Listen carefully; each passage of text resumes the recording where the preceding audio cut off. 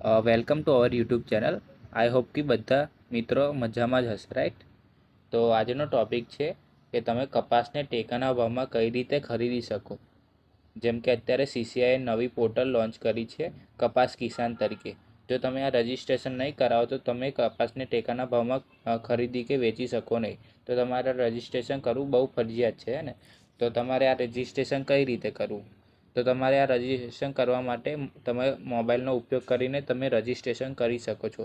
એ કઈ રીતે કરવું હું તમને આગળ વિડીયોમાં ડિટેલમાં સમજાવું છું. ઓકે, તો તમારે વિડીયોને લાસ્ટ સુધી અટેન્ડ કરવાનો છે, જેથી તમને ખબર પડી જશે કે રજિસ્ટ્રેશન કઈ રીતે કરવું અને રજિસ્ટ્રેશનમાં કયા કયા ડોક્યુમેન્ટની જરૂર પડશે. તો એ બધું તમને હું પ્રોપર ડિટેલમાં સમજાવવાનો છું, સ્ટેપ બાય સ્ટેપ. તો તમારે આ વિડીયોને પૂરો ધ્યાનથી જોવાનો છે લાસ્ટ સુધી, જેથી કરીને તમે બી પ્રોપર સમજી શકો કે કઈ રીતે રજિસ્ટ્રેશન કરી શકાય. ઓકે, તો ચાલો આપણે સ્ટાર્ટ કરીએ કે રજિસ્ટ્રેશન કઈ રીતે કરી શકે તમારા સ્માર્ટફોનથી ઘરે બેઠા. ડિયર ફ્રેન્ડ્સ, તો સૌથી પહેલાં તમારે તમારા મોબાઈલમાં પ્લે સ્ટોર ઓપન કરવાનું છે. ત્યારબાદ તમારે સર્ચ કરવાનું છે કપાસ કિસાન તરીકે.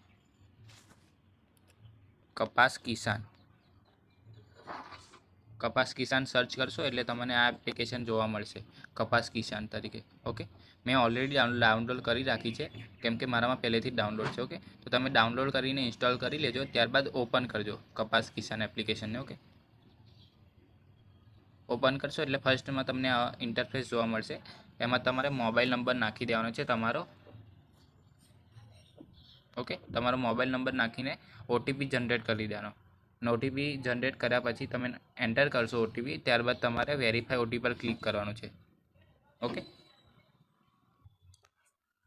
તો તમે તમારો મોબાઈલ નંબર અને ઓટીપી નાખ્યા પછી તમારે આવું ઇન્ટરફેસ આવશે, જેમાં તમને કપાસ કિસાન હશે, કપાસ રજિસ્ટ્રેશન ડિટેલ હશે, book a slot, add land slot information, sales information, about, log out, હે ને. તો સૌથી પહેલાં તમારે રજિસ્ટ્રેશન ડિટેલ પર ક્લિક કરવાનું રહેશે.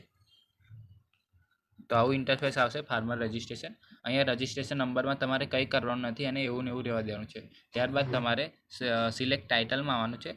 જો તમે પુરુષ હોય તો મિસ્ટર સિલેક્ટ કરવાનું છે. જો તમે સ્ત્રી માટે કરતા હોય તો મિસિસ સિલેક્ટ કરવાનું. ઓકે, દેન આફ્ટર તમારું નામ લખવાનું છે. જે આધાર કાર્ડમાં જે નામ હોય એ તમારું આધાર કાર્ડમાં નામ હોય એ રીતે જ લખવાનું છે. બાકી આગળ જઈને પ્રોબ્લેમ આવી શકે છે. તો તમારે જે આધાર કાર્ડમાં જે નામ આવતું હોય એ રીતે તમારે અહીં નામ લખી દેવાનું રહેશે. ત્યારબાદ તમારે જે આધાર કાર્ડમાં તમારા પપ્પા કે જેનું બી નામ હોય એનું અહીં નામ લખવાનું રહેશે. તમારા આધાર કાર્ડમાં એક્ઝામ્પલ તરીકે પરમાર રોહિતસિંહ વિક્રમસિંહ, તો મારા પપ્પાનું નામ છે વિક્રમસિંહ, તો અહીંયા વિક્રમસિંહ લખીશ. ઓકે, એસે મતલબ આવી રીતે કરી દેવાનું છે. ત્યારબાદ અહીંયા જેન્ડરમાં આવવાનું છે. જેન્ડરમાં મેલનો મતલબ પુરુષ, ઓકે, અને સ્ત્રીનો મતલબ ફિમેલ. તો તમારે જે પુરુષ સ્ત્રી આવતા હોય એ સિલેક્ટ કરી દેવાનું છે. Okay, right. દેન આફ્ટર તમારે ડેટ ઓફ બર્થમાં આવવાનું છે. ડેટ ઓફ બર્થમાં તમારે જે બી તમારી ડેટ ઓફ બર્થ હોય આધાર કાર્ડમાં એ ડેટ ઓફ બર્થ લખી દેવાની છે અને ઓકે કરી દેવાનું. Okay, then after select category. Select કેટેગરીમાં તમારી જે બી કેટેગરી આવતી હોય, ઓબીસી છે, જનરલ છે, ઓબીસી, એસસી, એસટી, એમાંથી કોઈ બી તમારી કેટેગરી હોય એ સિલેક્ટ કરી દેવાની છે. ઓકે, દેન તમારો આધાર કાર્ડ નંબર નાખી દેવાનો છે.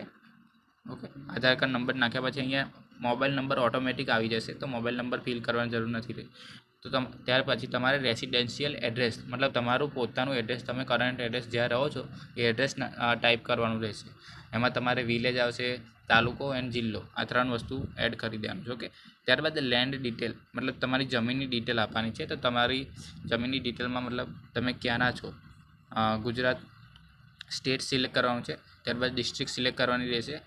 ત્યારબાદ વિલેજ સિલેક્ટ કરવાનું રહેશે. ઓકે, દેન આફ્ટર કોઈ તમારી જો નજીકનું માર્કેટ હોય એ સિલેક્ટ કરી દેવાનું રહેશે.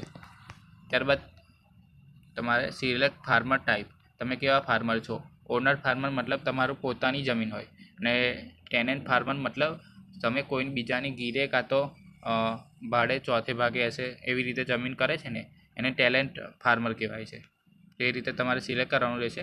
અને તમારે 7, 12 અને 8 ની નકલમાં ખાતા નંબર અને સર્વે નંબર હશે, તો એને અહીંયા ડિટેલ પુટ કરવાની છે, ખાતા નંબર અને સર્વે નંબર. ઓકે, ત્યાર પછી જમીનને મેઝર કઈ રીતે કરો, એકરમાં કરો છો હેક્ટર, જે બી કરતા હોય એ સિલેક્ટ કરી દેવાનું.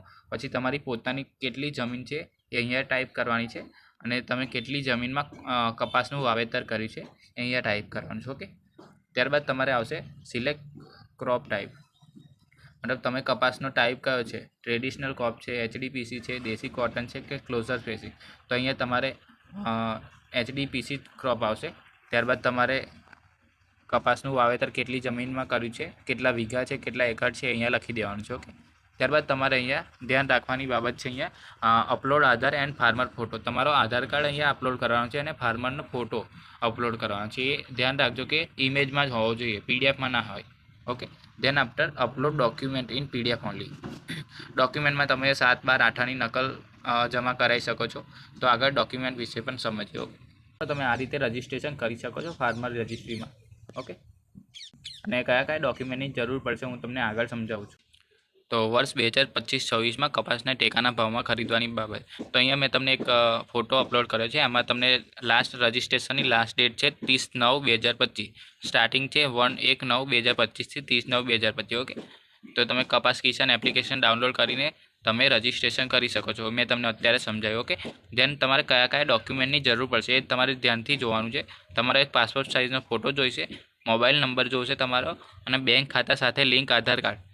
તમારા આધાર કાર્ડ સાથે બેંક ખાતું લિંક હોવું જોઈએ તો તમારે રજિસ્ટ્રેશન કરી શકશો. ધેન આફ્ટર તમારે 7/12 અને 8ની નકલ જોશે. તેમાં વાવેતર લખેલું હોવું જોઈએ. જો વાવેતર નહીં લખેલું હોય તો તમારે તલાટી સાથે જઈને તમારે વાવેતર લખાવવું પડશે. ત્યારબાદ તમારે સહી સિક્કા કરાવીને એમાં અપલોડ કરવાનું રહેશે ડોક્યુમેન્ટ. તો આ રીતે તમે ફાર્મર રજિસ્ટ્રી કરી શકો છો. ઓકે. Thank you.